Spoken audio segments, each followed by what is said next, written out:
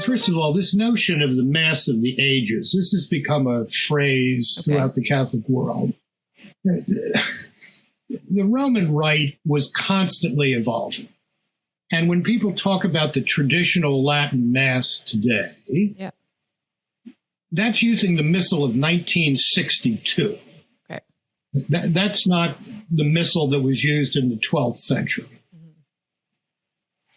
The changes in the Roman Rite began with Pope Pius XII, and specifically with the restoration of Holy Week to its proper form, which I think was an enormous success for the liturgical movement of the early 20th century.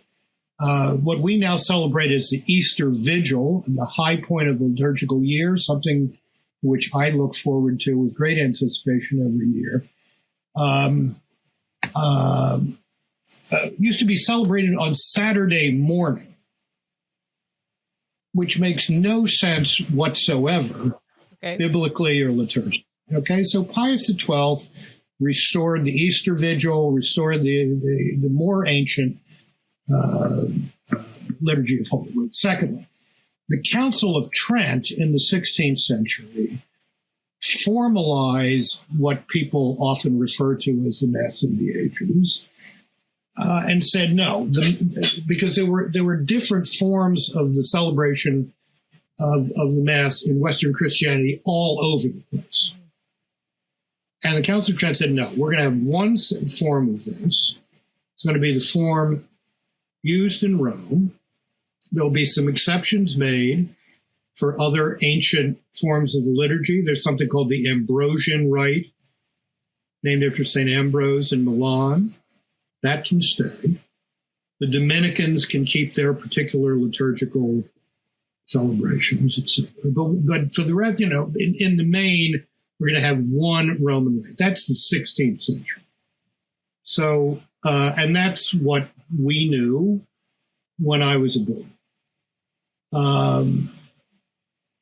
John the 23rd signaled several years before Vatican II, that rite was not fixed in concrete by inserting the name of St. Joseph into the canon of the Mass. Okay, St. Joseph didn't get any mention in the Roman canon until John the 23rd. So, as a matter of historical fact, this image of the Mass of the Ages is a fiction. It's just not true. But why do people find it attractive? This is the point that I think we need to concentrate on. Yeah. I'll get to Bugnini in a minute. I asked a friend of mine once, a very wise woman, former Lutheran, now Catholic, and I said, "What are these kids looking for that in the Latin Mass celebrated according to the extraordinary form?" And she said they're looking for the awe and wonder. Yeah. I think that's exactly right. Now, you can experience awe and wonder in a properly celebrated Novus Ordo Mass.